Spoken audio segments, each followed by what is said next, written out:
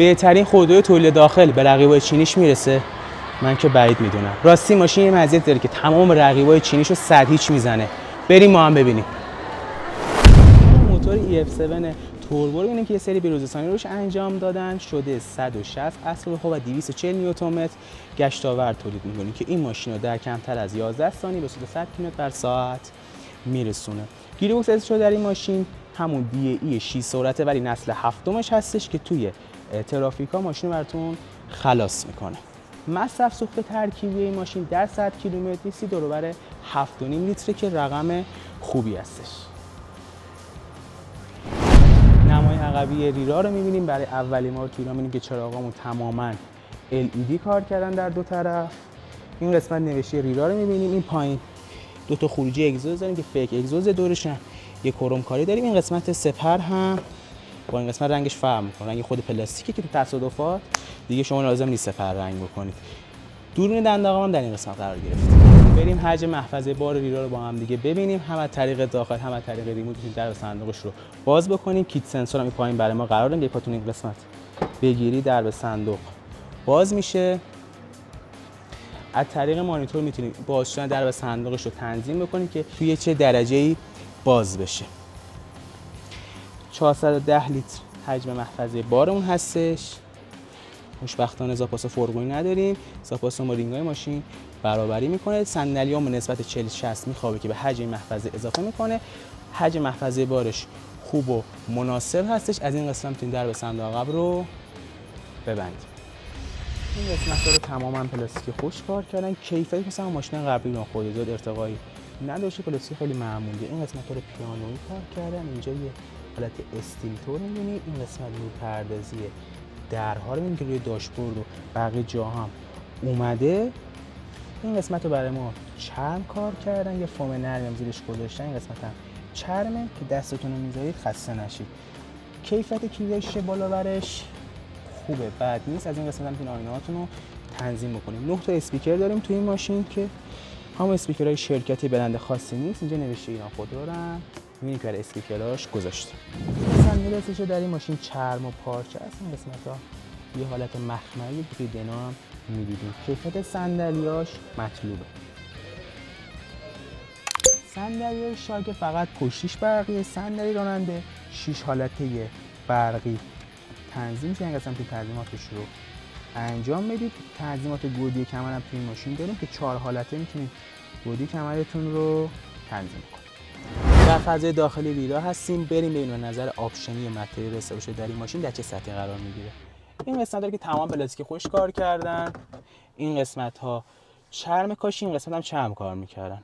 نسبت به رقبای چینیش کیفیتش معمولی، یعنی زیاد چنگی به دل نمیزنه. از ماشینای قبلی ایران خودرو یه پله بالاتر هستش. یه مولتی میدیای با کیفیت داریم توی این خودرو که با کلاسترمون پیوسته هستش. تنظیمات مولتی میدیا در این قسمت میتونیم انجام بدیم. تاچش خیلی خوبه. باز دوربین 360 درجه‌ش هم براتون باز بکنم. در این قسمت دوربین 360 درجه ماشین یه دوربین خیلی معمولی رو داره. نمای کلی ماشین از این قسمت میتونید تماشا بکنید. یه فرمون خیلی خوشگل داره. این قسمت لوگو ایران خودرو رو می‌بینیم. از این قسمت میتونیم تنظیمات کروز کنترل رو انجام بدیم. این قسمت تنظیمات مولتی مدیا رو میتونیم انجام بدیم. فرمونش خوبه، بد نیست. یه فرمون برقی رو داره این ماشین. فقط کیفیت دوختش خورده پایینه. یعنی این قسمت‌ها جا داشت که با کیفیت تر کار میکردن. از این پشت میتونیم پدل شیفترمون رو تنظیماتش رو انجام بدیم. فقط یه ضعف داره. این پدل شیفتر خیلی کوچیکه، بعد خیلی هم عقبه. بعد الان من اینجا نشستم مثبت منفیشو نمیبینم. یعنی مثلا من بیارم جلو یا بهش عادت بکنم.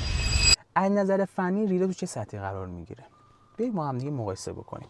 از نظر ترمزی نسبت به رقباش، آقا ESP که برای این ماشین استفاده کردن ESP قدیمیه. خیلی زود وارد مدار میشه. با اینکه پایداری خیلی خوبی رو به تحویل میده، ولی خیلی زود وارد مدار میشه. یه خرخری هم میکنه.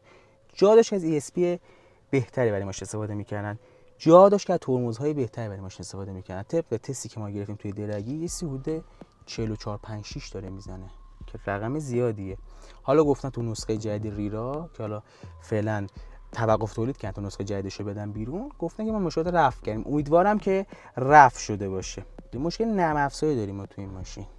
یعنی این گیر باکس خیلی خوب داره کار میکنه، موتور خیلی خوب داره کار میکنه. بعضی وقت یه سری گیجیایی رو میزنه، یه سری لگا رو میزنه توی دنده عوض کردن، دنده سبک کردن اینا، که حالا امیدوارم که مشکل نرم افزاریش هم تا حدی رفع بشه. ولی به صورت کلی ماشین خوبیه، یعنی نظر ترمزی و پایداری ماشین خیلی خوبیه. نکته ها رو میگم که مشکلاتشو رفع بکنن تا حدودی.